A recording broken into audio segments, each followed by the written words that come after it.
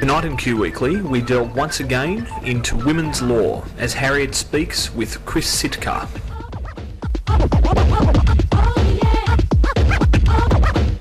We review another camp classic available from Out Video in Through the Lavender lens. But right now, it's over to Michael and Beck with all the latest Q News.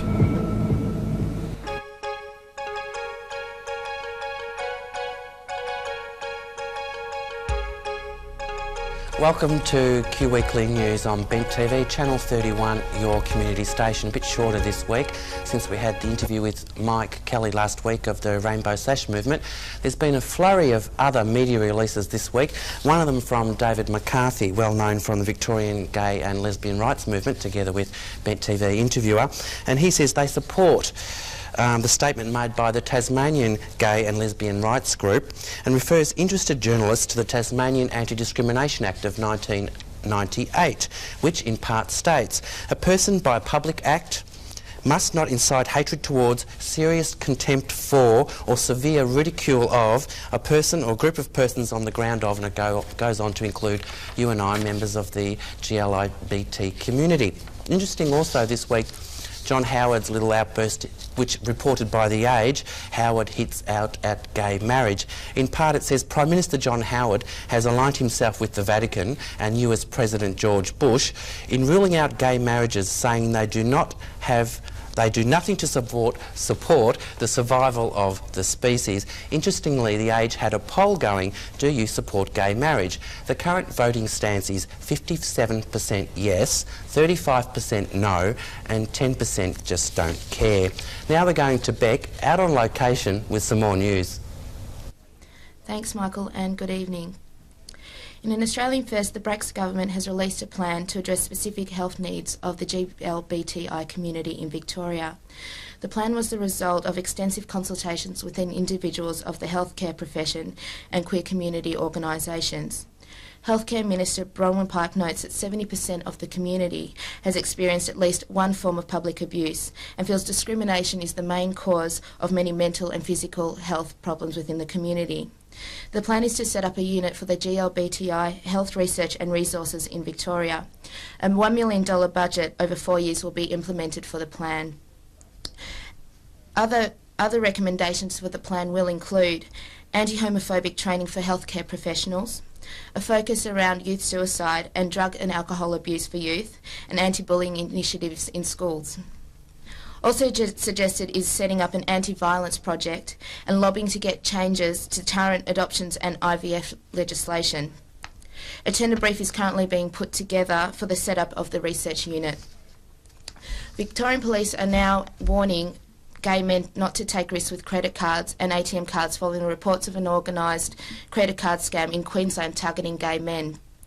There are continual reports of men being assaulted and robbed at beats.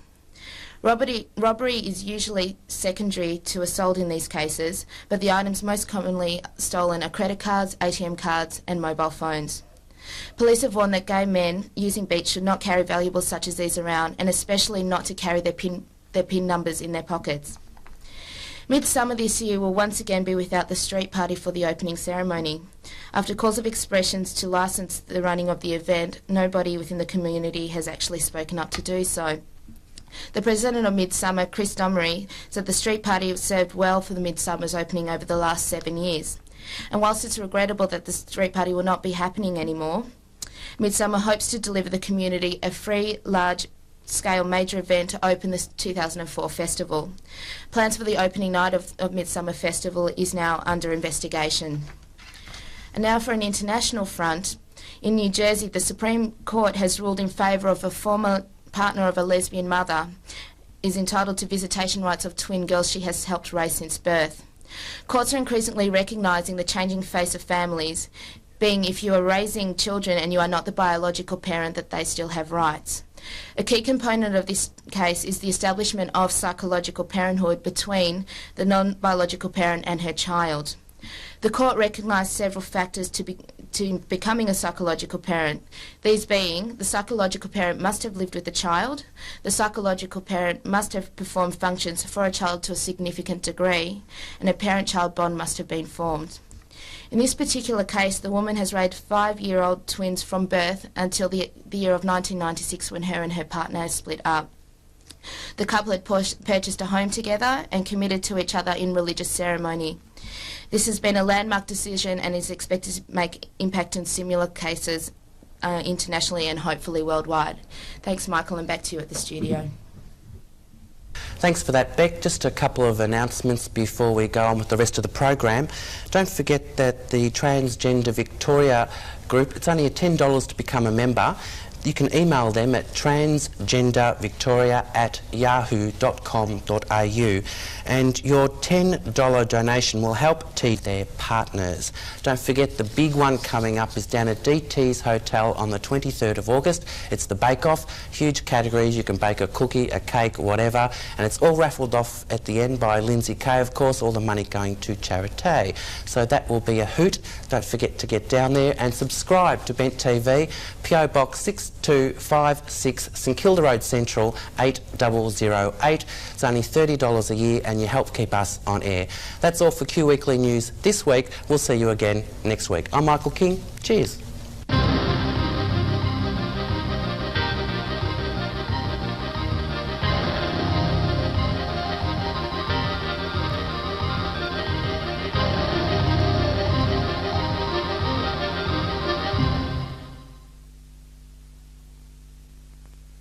And hello once again. We're through the Lavender lens again in Q Weekly, and nice to be back with you. Hi guys, Stephen and Harriet with me. Hi. Hello. Nice to have you with me. An unusually big panel tonight for an unusually big film. Well, I use big in the sense... Big hair. Big hair. Long eyelashes. We're talking tonight about Vegas in Space. Haven't heard of it? Well, it's directed by a guy called Philip R. Ford, and it's a bit of a take on drag. In fact, it's science fiction drag, if you've ever heard of such a thing. Where to this time, Captain? I hope we meet some far outer space chicks. I'm sick of monsters. You'll enjoy this destination, boys. It's the planet Clitoris in the Beaver System. It was a pleasure planet, and this group of secret agents, space cadets, whatever you want to call them. They did. They were actually on a mission because these crystals or minerals called gerlinium were being stolen on this planet, weren't they? That's right. They were stolen from the Queen. They were. Of all the queens. It was fairies again, haven't you? But I'm sitting... Oh! Anyway, carry on. Narrator. Anyway, there was a bunch of basically second-rate drag queens. We had drag queens starring in the film such as Doris Fish, Miss X, Ginger Quest. That was the best part of the movie. Yeah, pretty much. Yeah, the title sequence. And they were starting off as essentially male crew members. And what happened? They took pills to change sex. Yeah? That's right, and then became female. Yeah.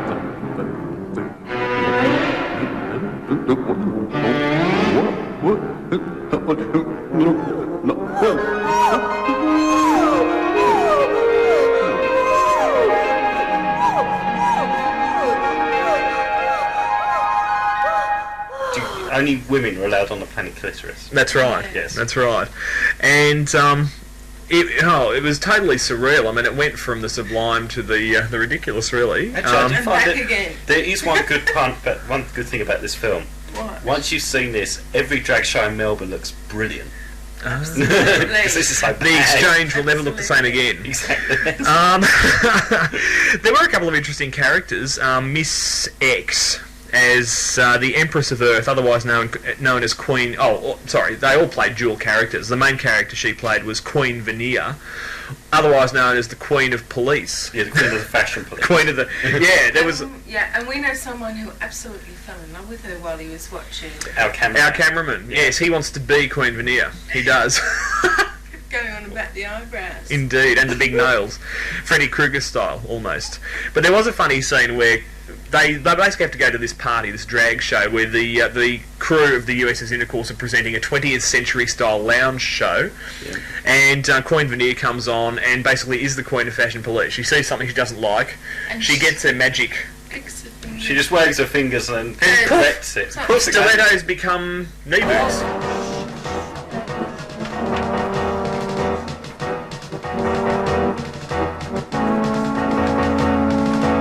It's got to go.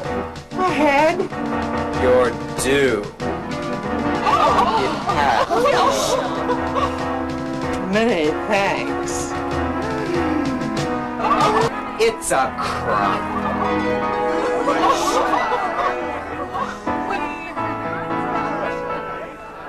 They're super. Thank you, Queen. Vegas in space refers to like a city or a fun complex on the planet Clearus, and it's all what's it made Now out we're of? talking about sets now, aren't we? Yeah, it's made out of like lipstick holders and perfume bottles.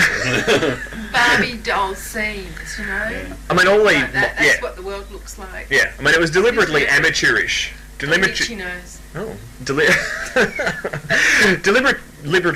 amateurish, amateurish appearance, sets and effects, but it's a caricature of drag, which in itself is a caricature, don't you think, of a female? Yeah, it's the send up of a send up of a send up. Indeed, I hope. It is. I mean, if you're into drag, you would find it probably quite amusing and quite witty. Yeah. I'm personally indifferent to drag in a way. I mean, Harriet, you like drag. I love drag. Good drag show can get me out of the doldrums every time. Sheila, Queen Veneer will be at the soiree this evening, and I'm counting on you to give her your full cooperation. Okie doke. She can count on my full copulation too, sir. It's different. If you want something different, you like drag and something slightly off the wall, get it out. Directed by Philip R. Ford. It's called Vegas in Space, and it's available from Out Video right here in Melbourne. See it. Okay, guys. Thanks for your comments and your input, and we'll see you next time in Through the Lavender Lens, I hope. Thank you. See ya. The videos we've presented for you tonight are available from Melbourne's own Out Video. Come and visit us in person at 13 Brighton Road, St Kilda, right opposite St Kilda Town Hall, or on the web at www.out.com.au.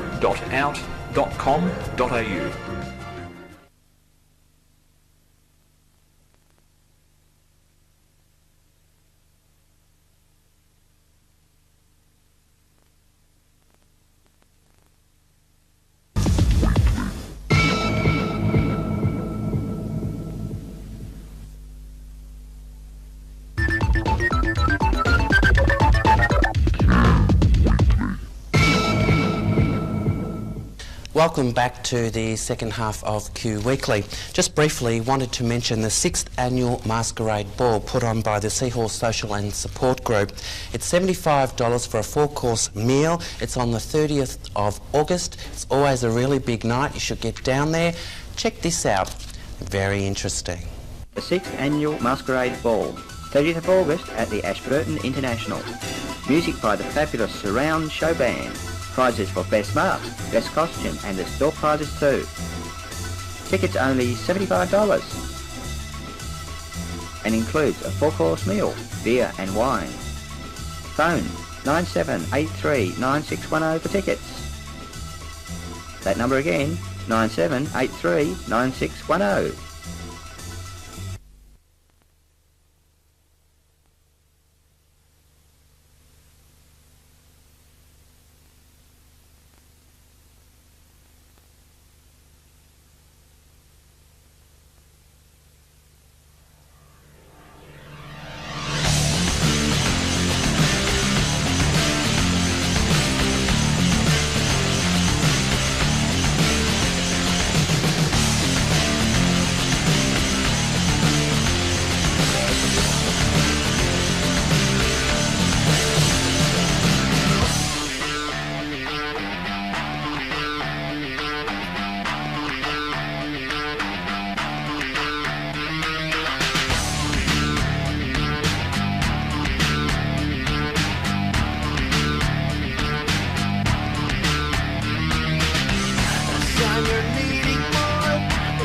You're looking for a special moment or a big rehearsal.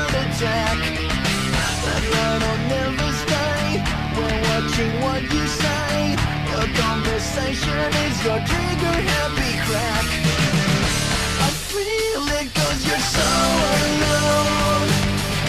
Kiss me quick 'cause I'm your pheromone.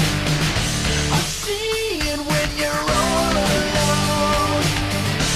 Open wide, here comes my pheromone. Yeah, so gorgeous if you could. We're not in Hollywood. Under your silver screen, a faded movie star. You think I'm joking too? Too bad the joke's on you. It's your salvation and we hope it leaves a scar. I feel it 'cause you're so alone. Kiss me quick 'cause I'm your pheromone. I see it when you're all alone. Open wide, here comes my pheromone. Yeah.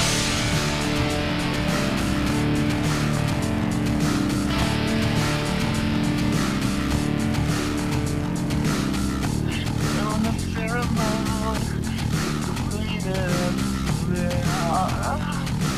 You can breathe it on the pheromone.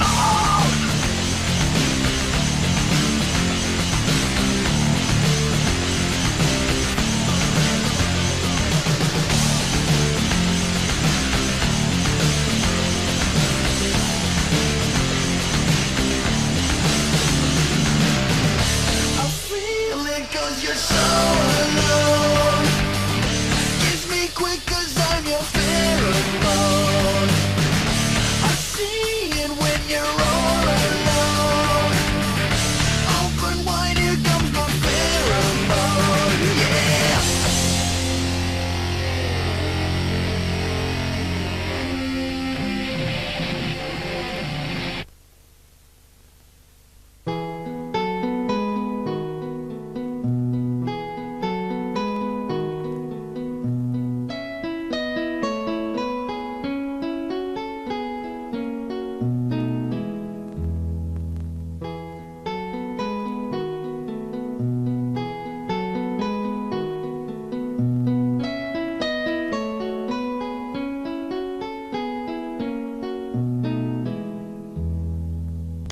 Good evening to Q Weekly, and this evening, as we promised, we're going to take up the story of Chris Sitka's journey through the goddess and the Aboriginal connection. As you can see from our background, there is a wonderful poster which is comes from a specific women's centre in South Australia, is that right? Western Australia. Western Australia, there you go. And Chris, how did you actually reach that journey to that centre? How did you connect with the women there? And what was that special spiritual journey and the connection with these women, with the women there? What was that? Well, originally a group of women came to Sydney when I was living in Sydney. Actually, it was over 10 years ago now. And they were there for doing a cultural tour, giving workshops, showing paintings and that. And a friend of mine was involved in that and asked me to come and help. So I got to know the women, and since then, over the last 10 years, I've maintained a connection with them. And they have a women's centre in the town of Belgo, which is a very remote Aboriginal community in the Great Sandy Desert in Western Australia. Wow. It's one of the remotest places you can find. Can I come too?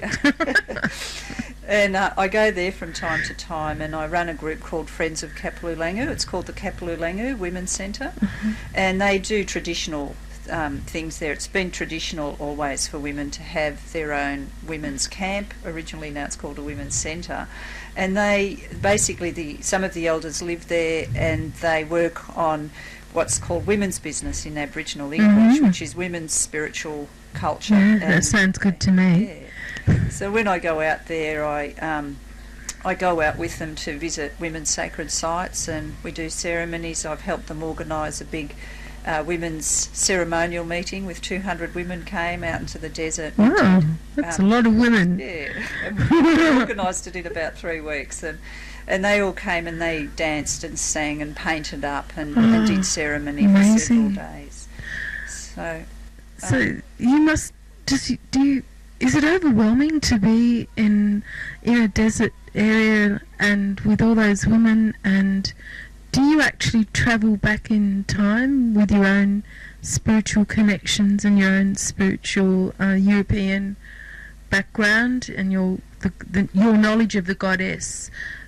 What happens? Does that connect with you from the Australian Aboriginal to your connection of your spirit, of your European background? How does that work? Yeah, it does. It's a big story. There's a lot of aspects to my involvement with them. I mean, part of it I bring my very, Western culture, because a lot of my work for them is to help them raise money and to help the Women's Centre survive, which is a very practical thing.